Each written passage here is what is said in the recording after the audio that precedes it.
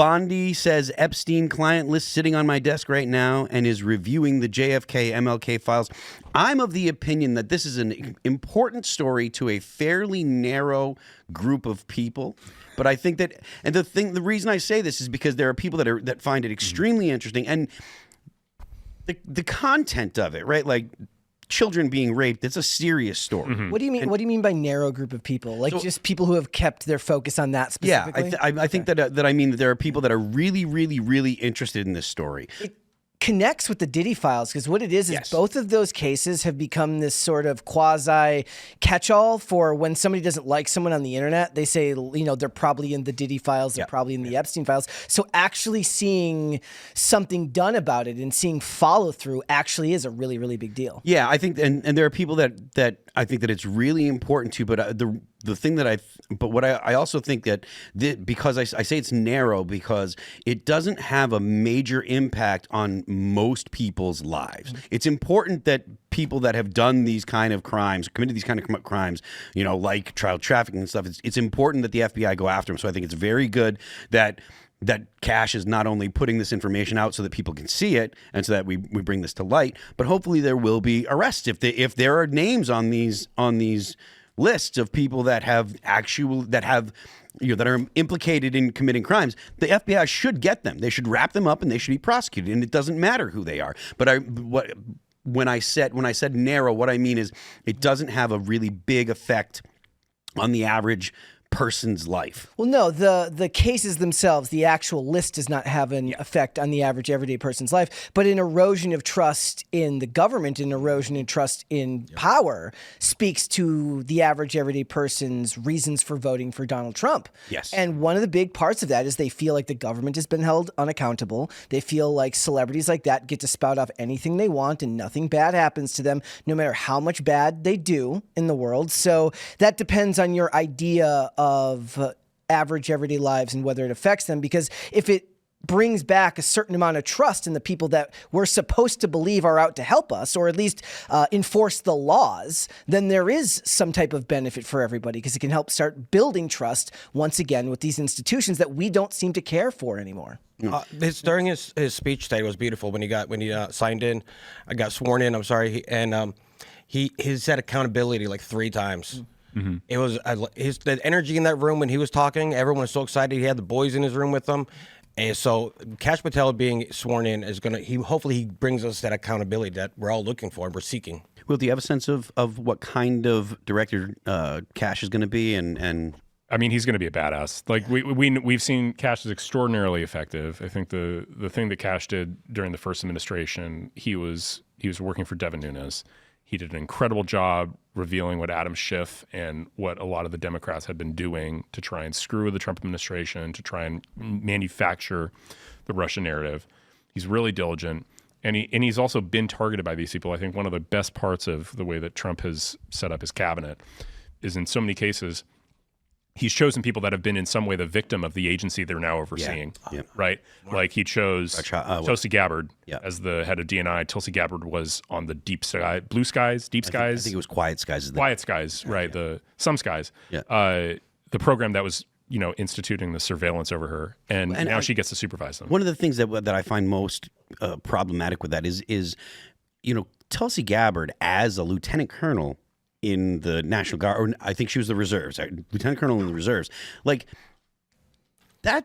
To be that to achieve that kind of rank, like that's not like a butter bars lieutenant. That's a very high ranking person, and to think that even though she's gone through all the vetting necessary to not only be that to be an officer in the National Guard and then an officer in the reserves, but also to continue to get promotions while after they've already started to slime her and stuff. I think that it speaks to how how bad the narrative building machine was and how they were treating people. But you mentioned the people that Donald Trump has had gotten confirmed. But I think it was Bhattacharya was the Bhattacharya. Yeah, Bhattacharya was targeted by NIH. Mm-hmm. Right, they NIH and Francis Collins, who's the previous head, did all this work to marginalize him, and now he's running NIH. Nice. And that's a sort of consistent theme where this is not going to be the first administration. You know, I supported Governor DeSantis in the primary. A lot of people know that. And I went down to actually work for him. And I mean, a big part of it, you know, wasn't, I was a Trump supporter in the first term, but I knew that there were issues with how he had staffed up, and he had a lot of trouble kind of getting a hold of the administration. And I think he'd admit as much. But I've been thrilled by the first month of Trump 2 and every pick. And it's just clear, like, not only has he learned from the mistakes of the first term, has he selected people who are not going to just be captured by their institutions. He's also personally very invested in ensuring that the government functions the way it should this time. And I think, you know, I really think in many ways, it's like the 4 years off has done him really good. And we're about to, I'm thrilled with what I'm seeing. I think we're about to have a really amazing 4 years. Even look at how like vocal in front of the camera JD Vance is in comparison to Mike Pence during the first term. He's taken a much more front seat approach to how he's taking on the media and pushing forward the ideas that the Trump administration is trying to push through. And he is very, very good for that. And it speaks to a big change between term 1 and term 2. Yeah, I think it's important that not only Donald Trump be, you know, Donald Trump and talk to the media the same way that he does and be that you know, strong persona that he is, but having a vice president that will also take the media to task. Because one of the things that I really think that, especially looking back, one of the worst things about Pence was he was clearly the old guard establishment, and he wouldn't stand up and say, you know what, no, the president is right, and actually take it to the left. And the media has been such a valuable tool to the left. Mm-hmm. And only recently has kind of the rest of the country, or when I say the rest of the country, I mean like the people that used to say, no, it's not that the media is biased. It's just that they're mostly in the city, so they have kind of a default urban perspective. No, that's not true at all. They're actually funded by NGOs and funded by organizations that are looking to push a narrative that comes straight out of the government. You know, when you talk about the USAID money that was going to, you know, Politico and other organizations. I think the key thing with Vance is Vance means that Trump isn't a lame duck. Because Vance is represents a further 8 years of continuation of what Trump is doing. And I think that's so different from the first term, where Pence was clearly not of the MAGA world. And so it's an opportunity to create a wedge.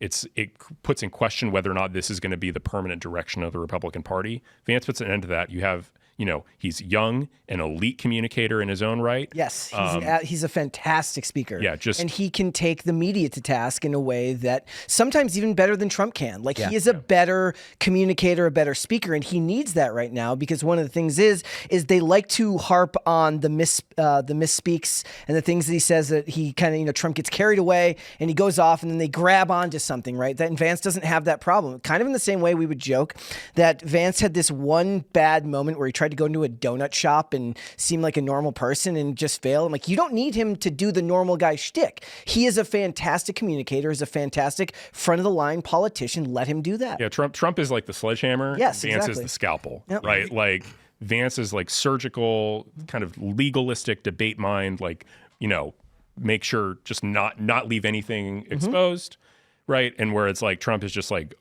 we'll just bulldoze you. But they're both great, and they're both like very different and complementary styles of persuasion. Not that I disagree with you, but I mean, I don't disagree, but the effectiveness of Vance, you can't overstate it. The interview that he did when he got the "I really don't care, Margaret" line, that was beautiful. And I mean, it's T-shirts, and it's become a meme in and of itself. And I think that those kind of moments, like really taking the media to task, where I don't care. Like there was another time where he was like, "Do you hear yourself?" When I forget what it was. Oh, it's only one town got taken over by only one apartment complex. Like, hey, only a few apartment complexes. The correct number of apartment complexes to be taken over by Tren de Aragua is 0. And these kind of moments really matter, and I think that he does a fabulous job. So you were going to say? I was going to say, I love that. I don't know if you guys seen today. He's been on. He's on X, and he's using X, and he's getting his message out there. He's not arguing, but he's giving his points across. He's being very transparent with what he's saying to the arguments about the whole Ukraine-Russia thing.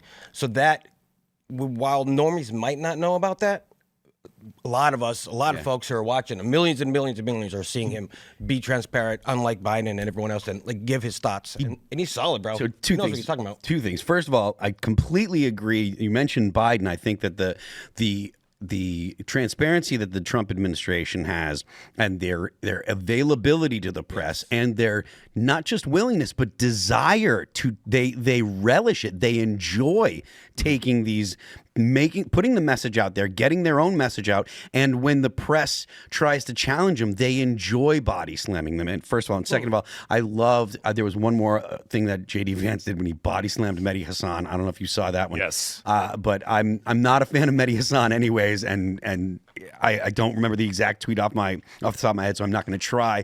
But it was brutal and wonderful, and that kind of aggressive. But correct and factual take and willingness to correct the media. I think that's going to pay dividends for the administration. No, I'm thrilled.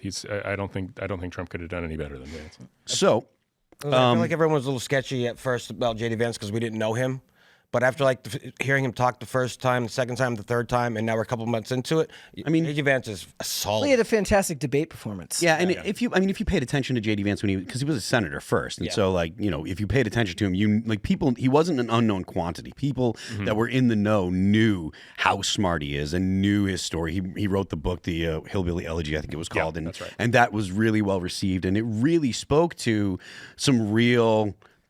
Prescient problems in the United States, and I think that was part of why Donald Trump selected him. If you contrast him with Mike Pence, you really do see like the growth in his choices, right? Yeah. So when you look at Mike Pence, you look at somebody who was very much a part of the old guard and somebody who spoke to the past generations of politics, and what J.D. Vance represents is the forward movement of what they consider now to be America First. Yeah, I mean we've had this conversation a little bit before, but there's the MAGA coalition is not a right-wing coalition the way that some people assume that it is. And I think that I was talking a little bit to Sean about this.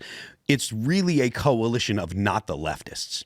You know, because the most of the people in positions of power now are 90s Democrats, or they were Democrats even very recently. And so that is the big tent kind of idea is really where the right has capitalized. And obviously the conservative Christians are welcome in the tent, but that also means that you have to have room for people that are not conservative Christians. That's why the whole Ashley St. Clair Musk thing, it was a big deal to the Christians, like conservative Christians, but in the overall MAGA kind of coalition, they were like, look, maybe it's unbecoming, but it's not something that should be a problem for the broader coalition, because Musk really did have a lot to do with Trump getting elected. Or some people would have a problem with like Scott Presler's lifestyle choices. Well, if it wasn't for Scott Presler, you don't get Pennsylvania, because Scott Presler went to Pennsylvania, lived there for 4 years, and did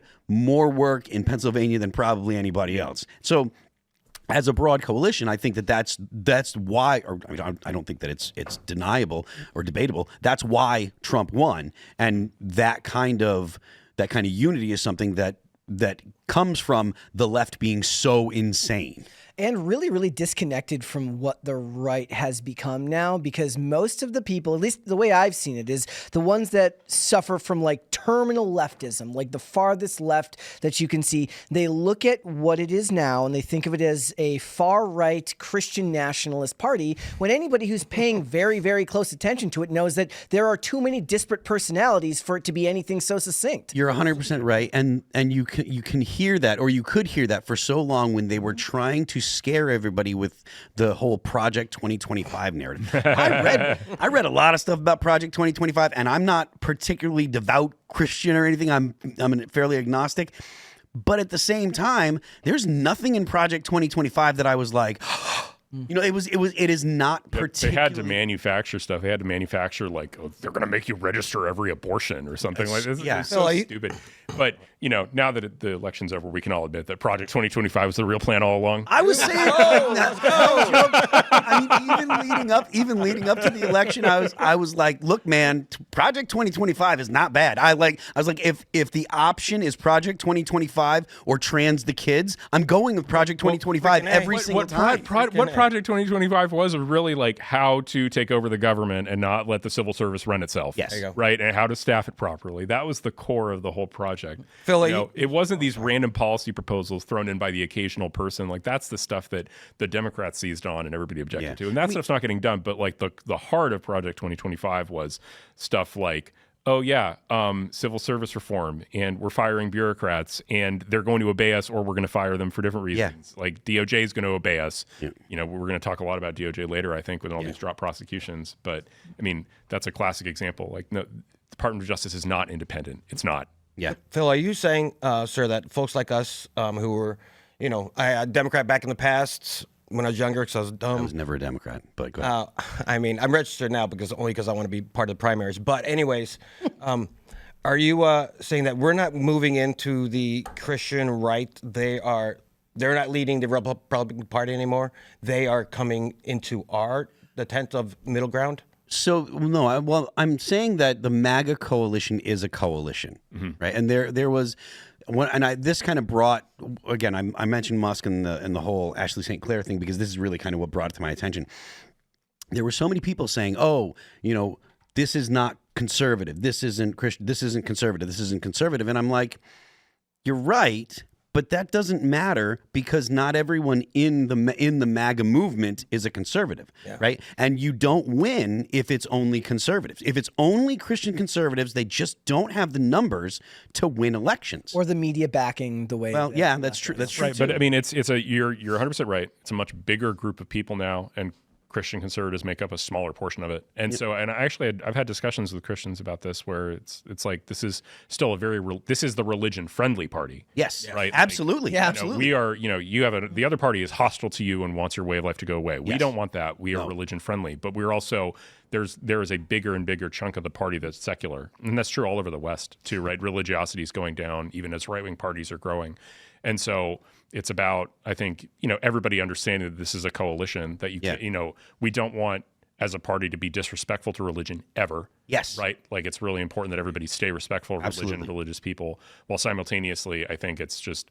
religious people understand that, you're not the coalition anymore. You're part of the coalition, a very important part, but you're just part of it. That's really important. The fact that you mentioned that this is the party that's not hostile to religion. It's actually friendly to religion, even the people that are not religious. Like I consider myself agnostic, maybe a little Catholic curious. I grew up Catholic and I've gone to Catholic mass a couple times with some friends and stuff recently. And I find it extremely attractive. I think that the values that they put forward are good for society, good for the country. And I'm definitely fond of the things that come along with. I'm fond of Christmas. I'm fond of Easter. I like the idea of a church community and stuff like that. And so I don't think that it's a good idea for Christians to be like, hey, you must be this kind of Christian. I think that if you do that, if they try to do that, what ends up happening is they don't kick people out of the party. They have to leave the coalition themselves. Well, also base it solely on results, right? Yeah, whether you want to criticize the coalition that Trump has built, this is still the party that helped repeal Roe v. Wade. It is still the president who pardoned pro-life protesters at the start of his term. There is a lot of evidence that despite the fact that the coalition of people around it may not all agree on religion, that the party itself is doing what it can to benefit those who are religious. Yeah. And even if you're not religious, I think there's a lot of people in the coalition that are like, maybe I'm not particularly religious myself, but I see that if you don't have a society that has some kind of religious grounding, something else takes the place of religion, and that something else is always bad. Yeah, that's I think always worse. I think that's also there's a lot of mojo behind new atheism in the mid 2000s, and the sort of and people like Chris Hitchens wrote a book, God is not great, why religion poisons everything. And I think whether or not you are religious in your belief or not, the thesis of that book was wrong. Yes. Right. Like Hitchens was wrong. It's not religion that's the reason we have crazy beliefs in this world. We saw what happens when you have like the secular leftists take over. They can believe in wilder, crazier things in any religion, or any traditional religion. And I think a big part of that is religions have a lot of them have thousands of years of evolution and theologians and people thinking about ethics. And most of the leftist stuff has been invented in the last 75 years by academics who are not grounded. Yeah. And our biggest thing for our coalition is America and what's best for our country and what's best for our kids' futures. Yeah. Yeah, I think that it's hard to argue that religions that, especially the longstanding religions, it's hard to argue that they don't provide a very good roadmap on how to have a society, and that families being the first, the first kind of small little government, I guess, is a good thing, and focusing your entire society on making sure that families are the most important thing will provide for a better result than what the left tends to do with the centering the margins and stuff like that. Well, I mean, or leftists and academics in Hollywood all pushing anti-family messages on just about everyone all the time. Thanks for checking out this clip from Timcast IRL. Make sure to watch the show live Monday through Friday at 8 p.m. Subscribe to this channel, and we will see you all there.